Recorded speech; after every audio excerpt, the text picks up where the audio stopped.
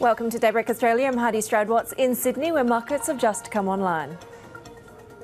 I'm Annabelle Droulers in Hong Kong. We're counting down to Asia's major trading opens and the top stories this hour. A positive mood to start the week after Wall Street hits its 15th record high of the year.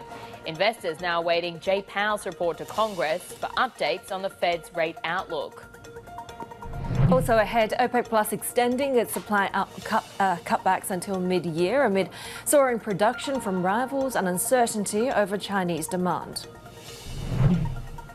And I'm Stephen Engel in Beijing, where China's most important political gatherings of the year are about to begin, with leaders set to unveil their targets and strategies, perhaps policies, for reviving the economy.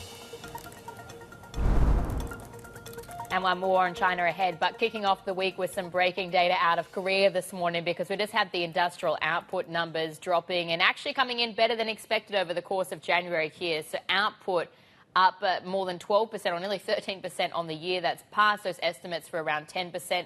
And then also as well, industrial output falling, still in contraction, down 1.3%. The estimate had been for a contraction of 0.9%, so a little bit worse there. But that headline reading, the year-on-year numbers, certainly a lot better than what had been predicted by economists. It could be really down to that drive for strong external demand we're seeing for chips, for automobiles. But one of the concerns, of course, with that, Heidi, is when you do have that sort of narrow gap, that small group of industries posing, that does really pose a risk to the recovery moving forward.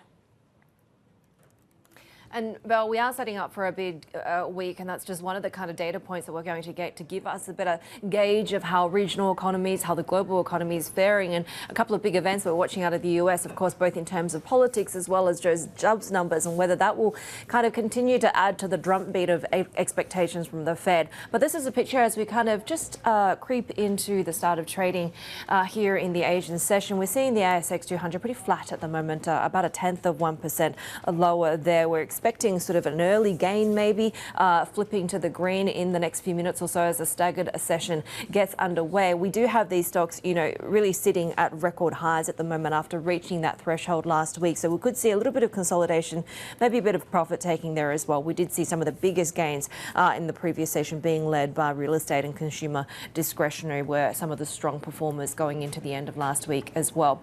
And as I mentioned, we are watching kind of for how US assets perform as well, particularly when it comes to a little bit more direction for the Aussie and the US dollar. That trade at the moment sitting at 65.29. We're seeing fund managers are shorting the Aussie dollar position. That position is being held at a record high. CBA, for example, seeing the Aussie falling to 64 against the greenback, so potentially downplaying those RBA risks.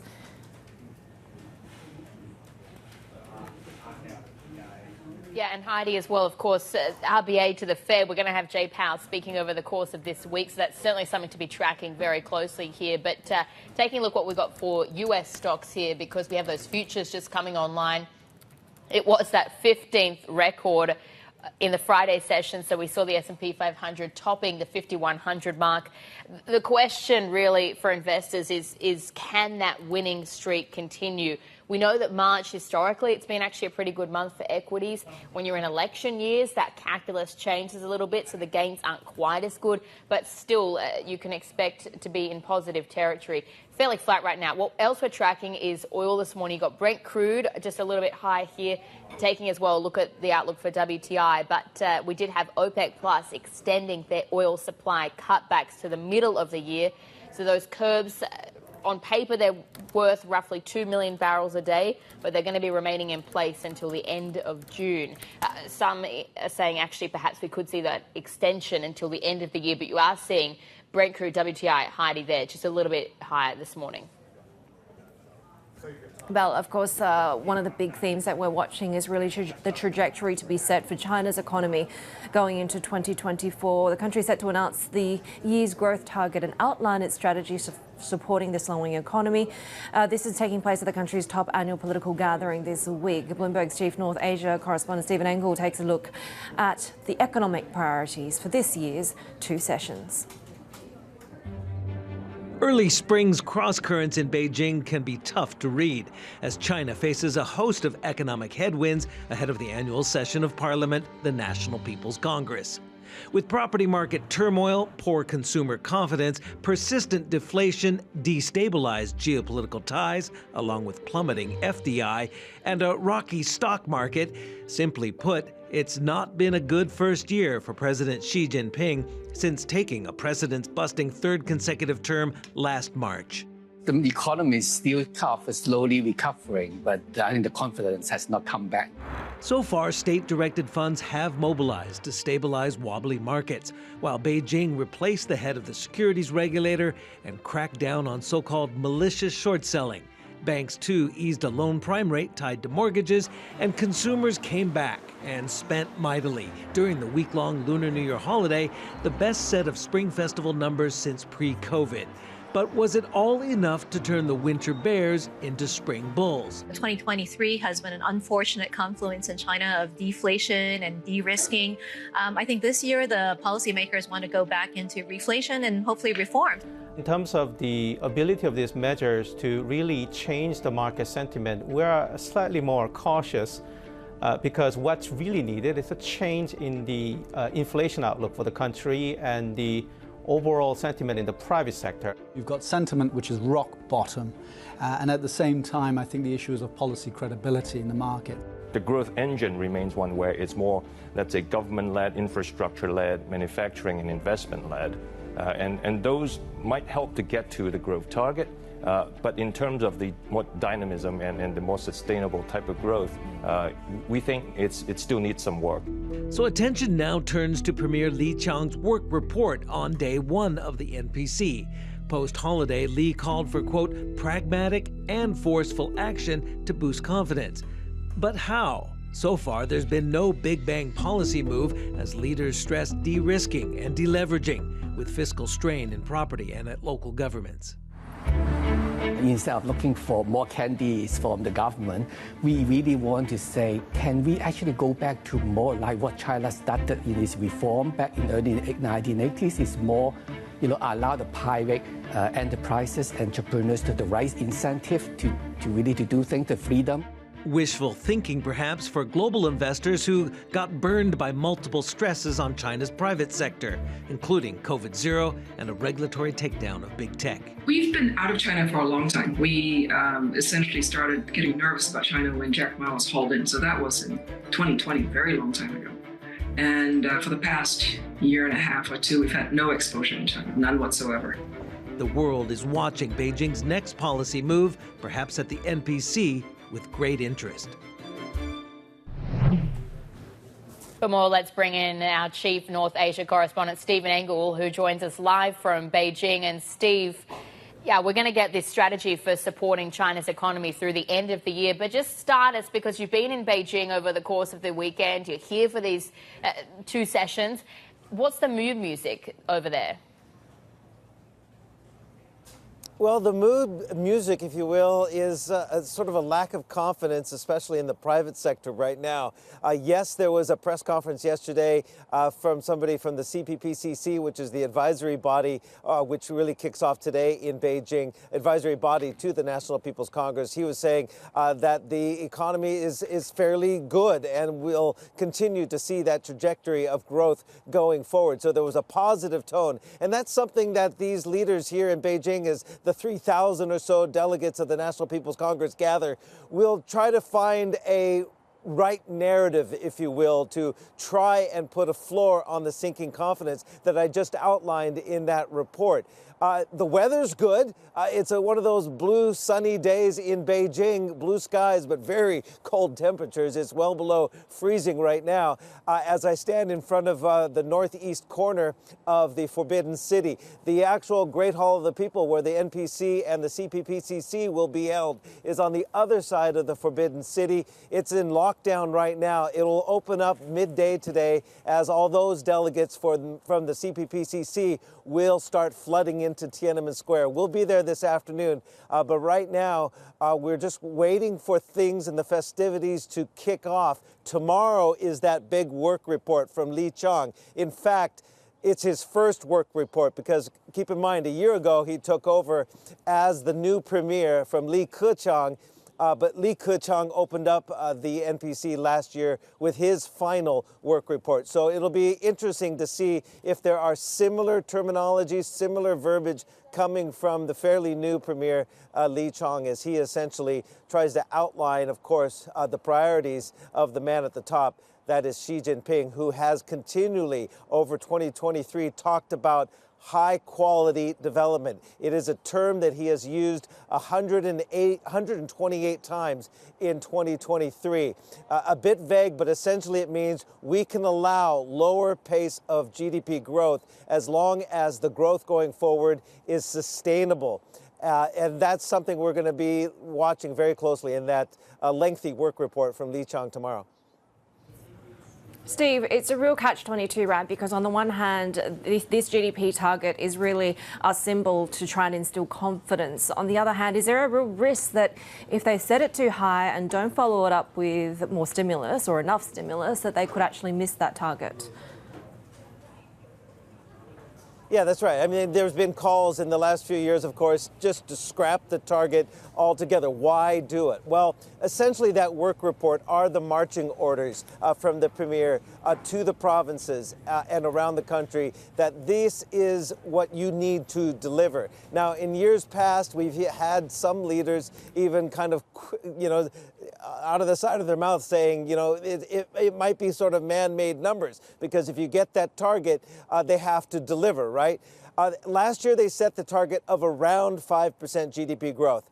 If I'm a betting man in Macau, I'm going to put my money on the provinces and the nation hitting that target. And that's what's likely, according to all the economists that we've surveyed. The majority of them expect a similar target to be set this year for 2024 of around 5%. So there are challenges, obviously. And that's where we're going to be listening and reading the tea leaves to see whether the policy will match the level of rhetoric and confidence that the leadership has in this economy, despite those struggles that I outlined.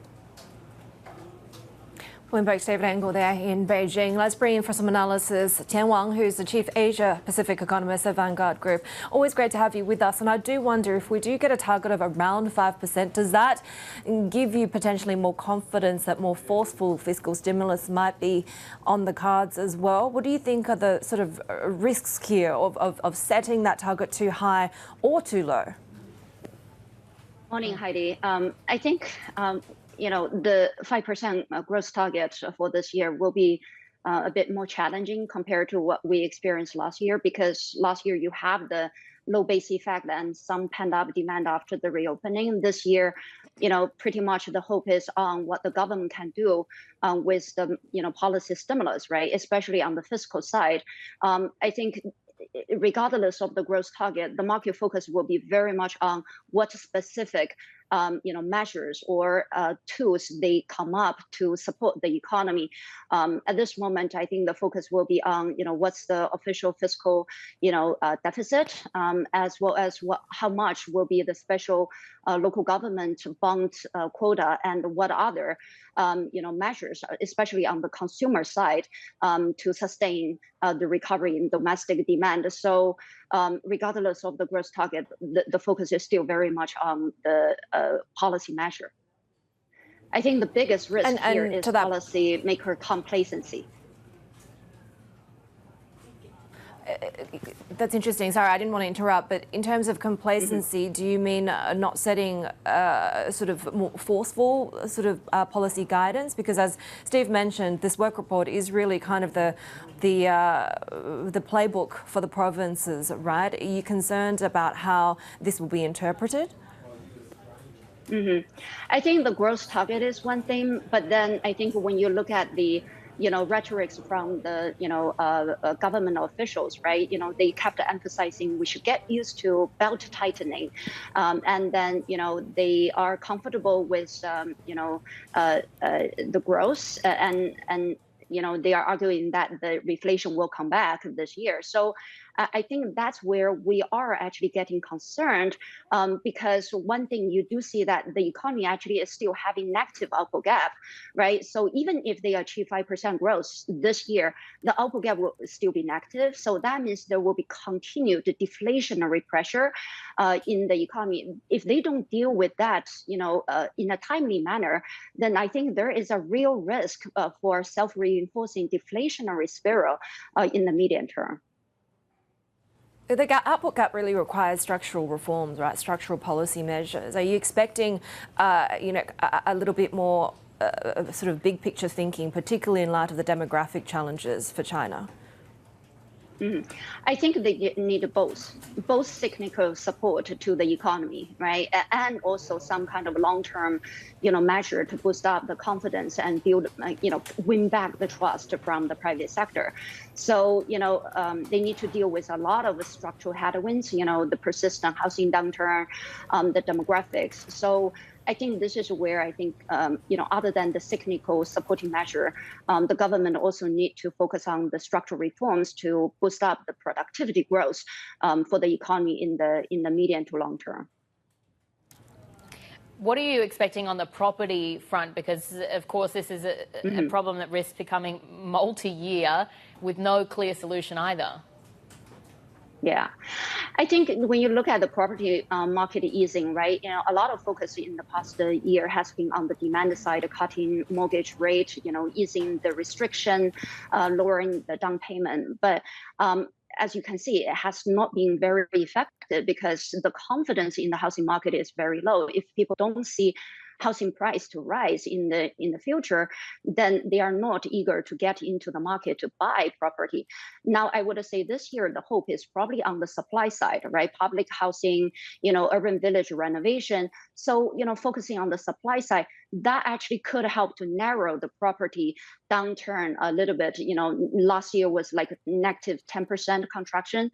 This year, if we can get, say, 3 to 5%, still a contraction, but smaller contraction, that would actually help the headline growth a bit. And of course, some of those solutions sort of appear a little bit maybe out of the box thinking, and something else that could be out of the box is Beijing just promoting these so-called new growth drivers, which we've started to hear some talk of in local media or state media. What are we expecting on that front, do you think? Well, I think, some of the potential surprise, right? I think one of the focuses is what they will do with the consumer, right? Consumer demand, because I think so far a lot of the stimulus focus has been on, on the production, capacity side, right? Investment, infrastructure, that actually creates supply demand imbalance and adding more deflationary pressure. So I think one of the focus would be how can they help the consumer to make the economy more consumption oriented, right? So trading program, consumption subsidy, even building up the social security system to reduce the precautionary saving incentive. That's one part. On the other hand, as many people highlighted, a continued industry upgrade, right? Green energy, green investment. So a bunch of things that can probably bring some new growth driver. But some of that, I would say, is not going to happen overnight. Cheng Wang there, that was the Chief Asia-Pacific Economist at Vanguard Group. Thanks very much for your time. And a reminder to keep watching for the very first edition of Bloomberg's The China Show. It's your definitive source for news and analysis on Asia's largest economy, from politics and policy to tech and trends. We'll have in-depth discussions with the newsmakers who matter. The China Show premieres Monday at 9 a.m. in Hong Kong, Shanghai and Singapore. This is Bloomberg.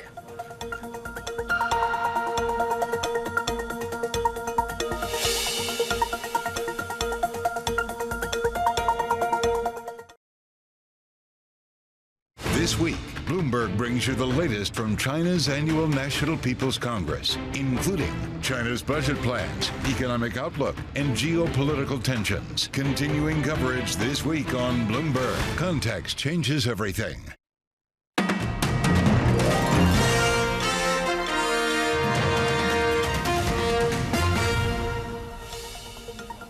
US Democratic senators are calling on President Biden to press Israel for a ceasefire in Gaza. It comes as Hamas and Israel are to hold talks in Cairo on a framework that could lead to a temporary halt in fighting. Bloomberg's Michael Heath joins us now, and we had President Biden last week saying that Monday kind of commencement that he was hopeful about may not happen. We've also heard from Vice President Harris as well. Yeah, I mean, Vice President Harris reiterated this call for a ceasefire that the US is on about. And as you mentioned, Hamas is heading to Cairo for talks. Basically, on Saturday, the US said that it understands Israel is prepared to go ahead with a ceasefire as long as it can get details on the hostages, on their status. Its goal is to get a commitment from Hamas that it will release the hostages who are unwell or injured or old. And at this stage, they haven't heard that back from Hamas. So that's the sort of tricky side of it. So it's one thing sort of for the US to pressure Israel, which is no doubt right to do, but they need Hamas's agreement to get this happening as well. And you sort of saw the US frustration, I think, is sort of seen in an airdrop that took place along the coast of Gaza of 38,000 meals just to try to flood the place with aid. And after we saw that attack on an aid truck, after we saw the violence around an aid truck. Yeah, and perhaps that also underscores just how much this has turned into a political risk for Biden as well. Yeah, that's right, Annabelle. I mean, the pressure from Democratic senators and lawmakers, from progressives, Muslim Americans, that this just can't go on. We just can't have that level of deaths. I mean, more than 30,000 people have been killed, according to the health ministry in Gaza, which is run by Hamas. But still, the devastation, the destruction is people are finding it unacceptable. And it's potentially, Hamas was sort of betting on this to some extent, that it would have international pressure on Israel would get very, very intense. And it would be forced to do something. Now, what we've got coming up is Ramadan, and this is what the US and what the world wants to see, a ceasefire before Ramadan, which is about March 10th when that comes in. Bloomberg's Michael Heath with the latest. We do have more to come here on Daybreak Australia. This is Bloomberg.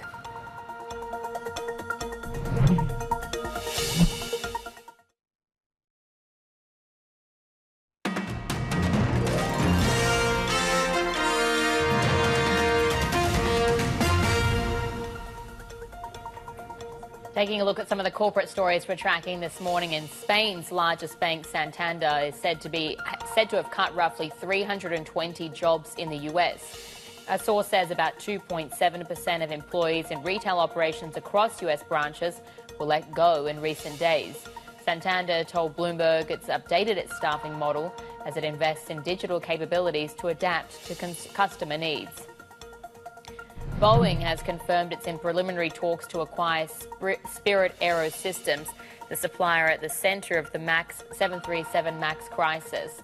A deal would reunite assets that once sat under one roof, allowing the plane maker to tighten oversight over its most important parts provider. A takeover would be Boeing's biggest acquisition since at least 2018. And sci-fi epic Dune Part 2 opened by taking almost $82 million in the biggest weekend box office debut so far this year. Ticket sales across the US and Canada came in ahead of trade expectations of just under $81 million. Some fans packed cinemas for 3 a.m. IMAX screenings. It's one of the biggest opens, or the biggest open rather, since Taylor Swift the Eras Tour in October. We'll have more ahead on Daybreak Australia as we count down to the market opens, taking a look at how the ASX is tracking so far into the session. Fairly flat right now, but the watch as well, very much from what we see in Japan, given that Nikkei 225 within a whisker of hitting that psychological 40,000 level. More ahead. This is Bloomberg.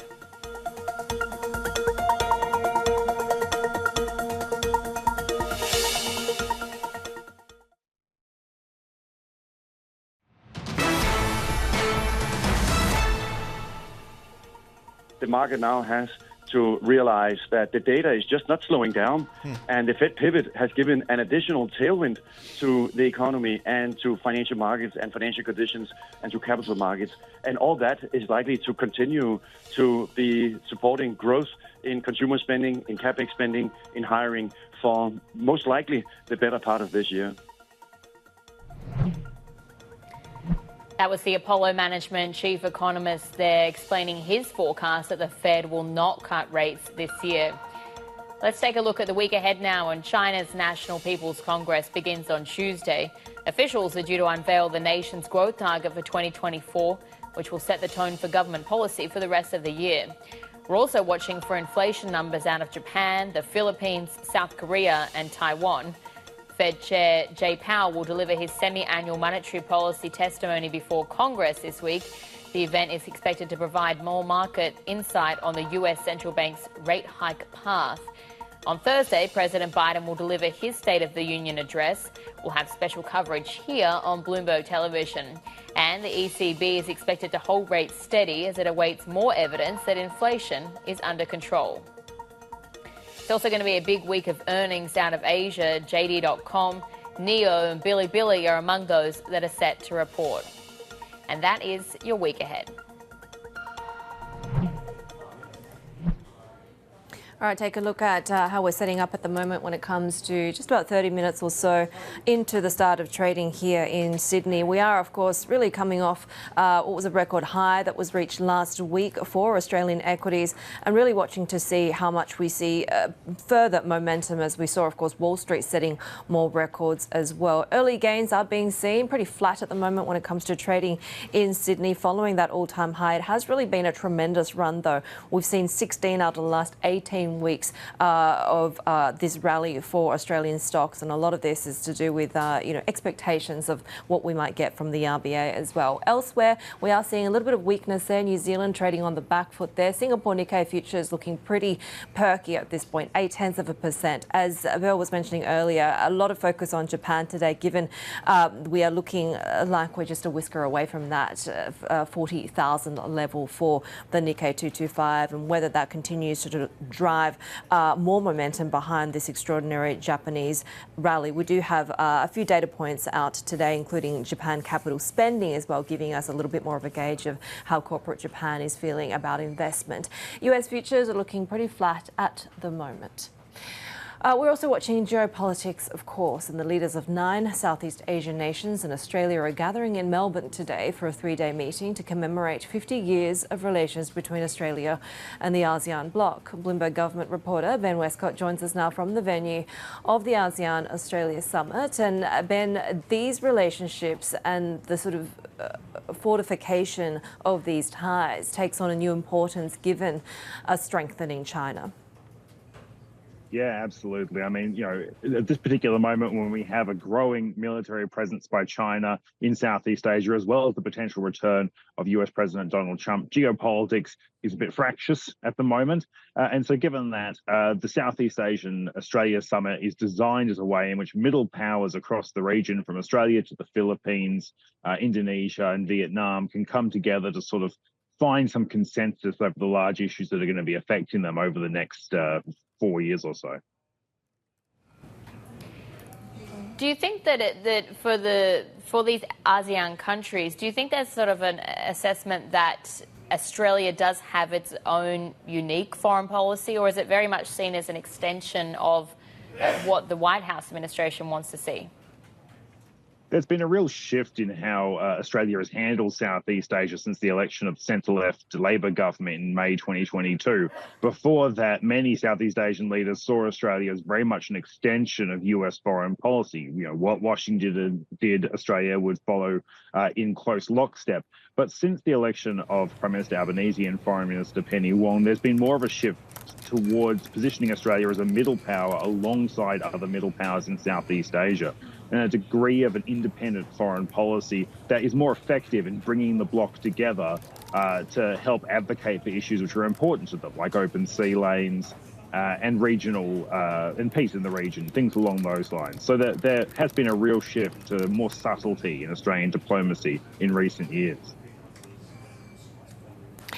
What about the shift that we've seen from the Albanese government and under, of course, Foreign Minister Penny Wong in terms of how we engage with China? It's a big week for China, a lot of focus on the economic vulnerabilities, but also, of course, in tandem with that is a lot more assertiveness that we've seen.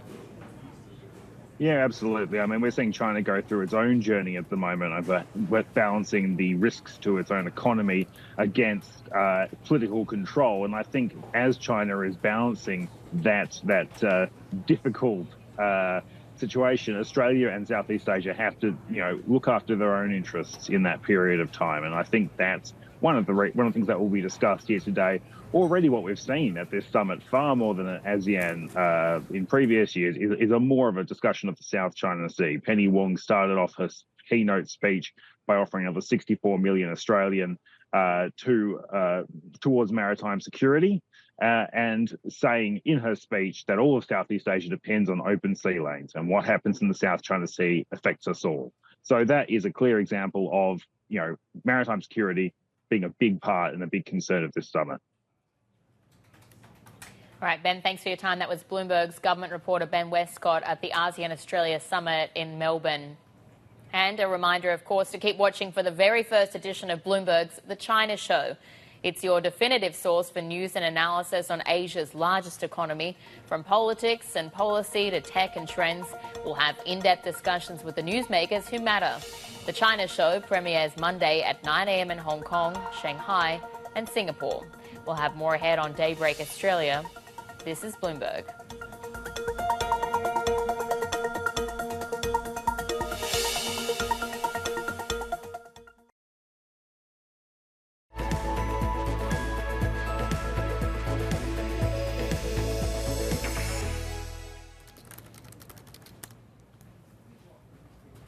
Taking a look at Japan ahead now, and the Nikkei reports that Japan will join NATO members and other partners for a space defense exercise in France on Monday. We're watching Nissan shares amid reports that the Japanese car maker is in talks to invest as much as $400 million in the troubled EV maker Fisker. Japan's fourth quarter capital spending and company profits data are due out in the next few minutes as well, so we'll bring those to you. We're also hearing that the Japanese government is reportedly discussing whether to officially call an end to the country's period of deflation. Let's bring our senior Japan economist, Tara Kimura. So, Tara, why would this, we know what the trend has been, right? But why would an official government calling this be significant? The government is declaring deflation since March 2001. Although current headline figure is brisk inflation, but the basic idea is it's still cost-push inflation, and kind of deflationary mindset and kind of low wage growth and low inflation state hasn't been broken yet. That's the basic concept. So government declaring that we are not in the state anymore is going to be absolutely epoch-making moment that will suggest in some important recovery from the long time struggling Japan's macroeconomy. We have seen inflation figures either meeting or exceeding expectations now for nearly 2 years. So what does that tell us about the momentum? Yeah, that's very tricky. Obviously, headline inflation is still clinging to 2% inflation. We just had January figure for the national CPI, but based on my understanding, it's just helped by some quirk of data by the statistical source, and given that the country is in recession and actually the consumption data is plunging. So I think the underlying momentum of inflation is getting weaker, and that's why probably that's making the Bank of Japan still a little bit cautious to end negative interest rates policy and yield curve control. What is the kind of latest assessment in terms of the timing for when they pull the trigger, and how does this potentially play into that decision? Actually, if the government declare it's not deflation anymore, it's going to make the Bank of Japan's life easier for the policy pivot. But at the same time, the declaration timing by the government is still obscure because obviously the GDP is in recession, and also they have a package of stimulus named under evacuating from deflation. One of them, the massive household benefit, will come in June. So probably they're starting to mull, but that doesn't necessarily mean they will declare in March or April. So I think the jury is out for the call and also the BOJ's pivot. That was our senior Japan economist, Taro Kimura, there. And of course, a dovish BOJ has been one of the factors that has really helped propel Japanese equities over the course of the past year or so. But this morning, we're very, very much tracking this key psychological level that we could hit at the open, because given that activity we're seeing in futures so far, it's indicating we're going to open above that 40,000 mark. This chart here, though, takes a look at, yes, that run-up that we've seen, but also RSI, that's at the bottom panel there, and it's at 81. So that does really indicate that we could perhaps be in overbought territory. But let's bring in Seth Fisher. He's the founder and CIO at activist fund Oasis Management. And Seth, I'm curious for your views. Do you think that the rally that we've seen in Japanese equities so far, do you think that's really justified by the fundamentals as well? Absolutely. Yeah, everybody's making a big deal, and I think it is a big deal that Japan is finally surpassing its 1989 high. Remember, the S&P is up 14.5x, 14.5 times since 1989, and Japan is just beginning to get there. Japan last time was overbought, bought back in 1989, are very expensive, but Japan, I think, remains a moderate value, moderate valuations, and on the micro level, where we're engaged, we're seeing an enormous amount of corporate activity to improve profitability. And actually, across the board in Japan, companies are producing more operating profits than ever before. So yes, I remain very bullish. I mean, and of course, producing better profits really tracks back to what you've been doing for years, which is putting pressure on Japanese companies to radically change the way that they operate. So where do you think we're at in terms of the corporate structural change, governance reform process? Okay, I think we're only mid-innings. There's an enormous amount of that left to do. There's a lot of that left to do in terms of independent directors doing a continued better job of holding management accountable. And in terms of protecting minority shareholders, there's enormous more to do in terms of M&A in Japan across the board that's going to increase margins. There's a lot of still levers they can pull to improve profitability.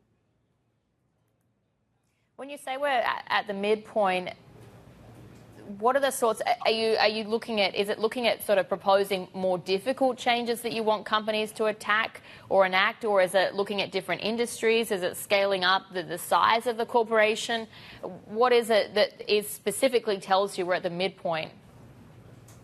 There's actually just simply a ton to do. There's a ton of M&A that's left to be done. There hasn't been any hostile M&A in Japan almost since the 80s. And so there's a lot of consolidation across Japanese sectors. I'm not talking about foreigners, I'm talking about Japanese corporates with Japanese corporates. I'm talking about within industry sectors.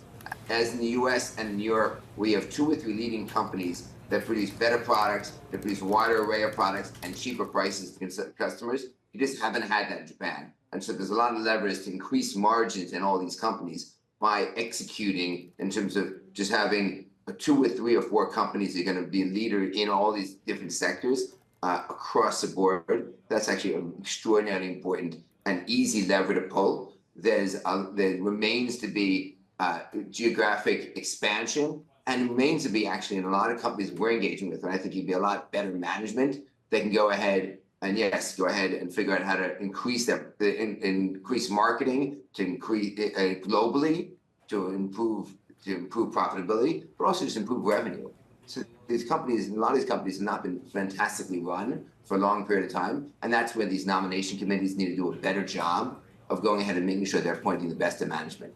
Japan still has a nepotism problem in many companies, where they still continue to appoint the chairman's son to executive offices, and that's one place in particular where I think independent directors can do a better job of making sure we're getting the best of management for these companies so they can be world-leading companies.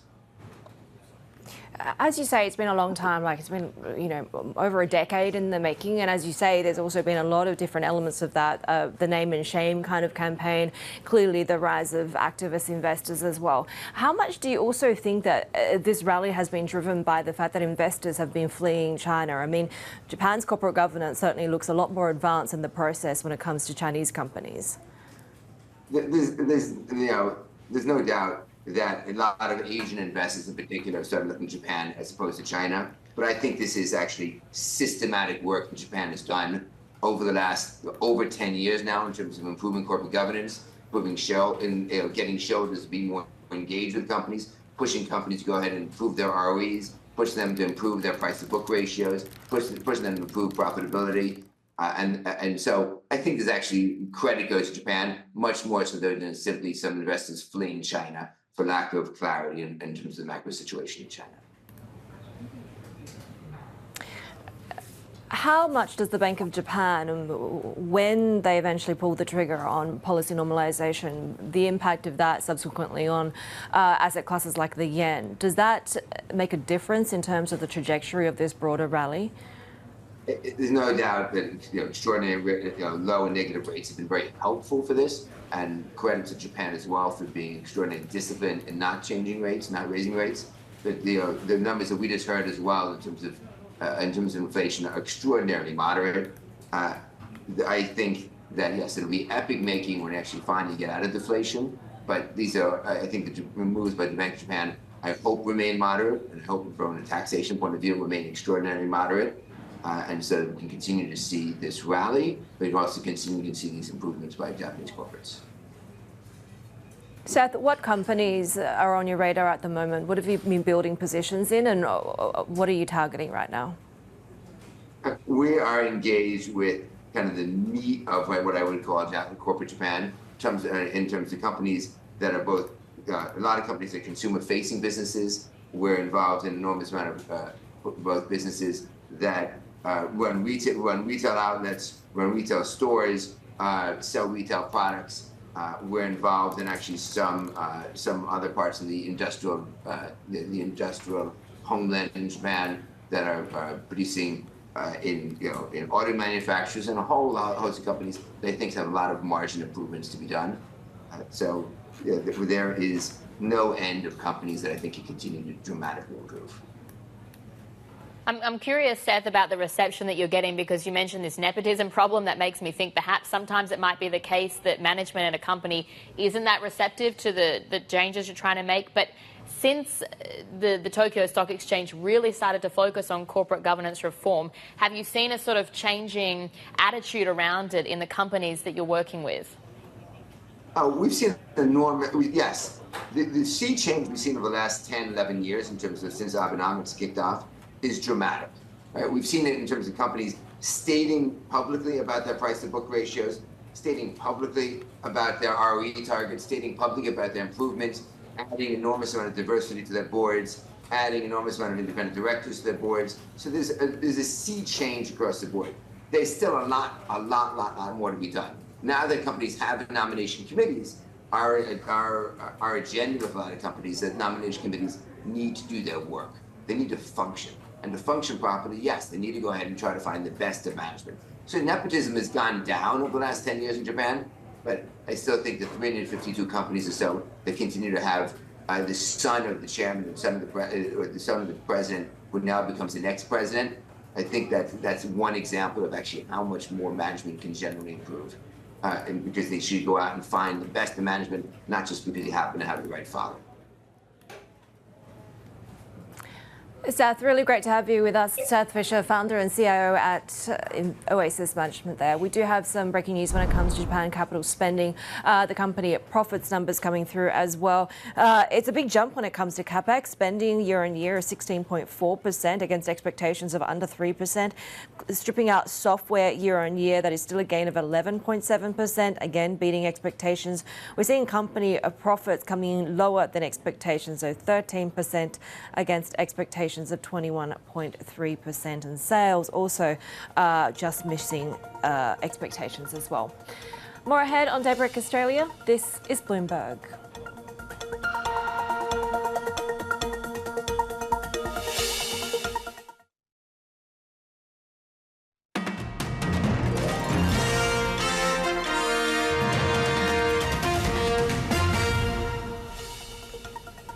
Well, South Korean doctors have led thousands of protesters in Seoul as their standoff with the government enters its third week. For more, let's bring in East Asia government editor John Herskovich. So there was a deadline. They were supposed to get back to work. What's ensued since then, and what are we watching out for in terms of potential developments this week? That's right. There was a March 1 deadline to get back to work, and about 9,000 of the trainee doctors, this is about 70% of the overall total, have not gotten back to work. So it's Monday, we're 2 weeks into the labor action, and the government is looking at legal steps that will start the punishment process for this. They're looking at it from a couple of tracks. For the organizer, they could suspend the medical license of those who are organizing this labor action, which the government argues is in defiance of South Korean law. And for those taking part, they're looking at a suspension of medical licenses for about 3 months. This is something that could really hurt long-term employment prospects if it was on the record that their license had been suspended. So the doctors are still off the job. The government is stepping up its procedures that could lead to punishments being dispensed. John, if anything, the support for Japan's or Korea's government rather has increased over the course of this strike. So public opinion, I mean, it's really behind the government at this point in time. Exactly. The polling from Gallup Korea shows about 3/4 of the public is behind this government's plan to increase medical enrollment by 2,000 slots from the current 3,058 a year. South Korea has a doctor shortage. Waiting times are long. There are not enough doctors in rural areas. And the government thinks this plan will be a way to help the process. The doctors argue that this really won't fix fundamental problems, but the public is not enamored with the doctor's position. They see it more as self-interest than helping them. And the government of President Yoon Suk-yeol's approval rating is at highs it hasn't seen since July. The people are standing behind the plan. They want more doctors. The country's rapidly aging, and there's a shortage. And the public sees this as a way as helping fix the problem. That was Bloomberg's John Herskovitz there. And a reminder to keep watching for the very first edition of Bloomberg's The China Show. It's your definitive source for news and analysis on Asia's largest economy. From politics and policy to tech and trends, we'll have in-depth discussions with newsmakers who matter. The China Show premieres Monday at 9 a.m. in Hong Kong, Shanghai and Singapore. And just ahead, we'll have the market open for Tokyo here, tracking to see if we do get that Nikkei crossing the 40,000 mark. Futures certainly indicating that milestone's possible.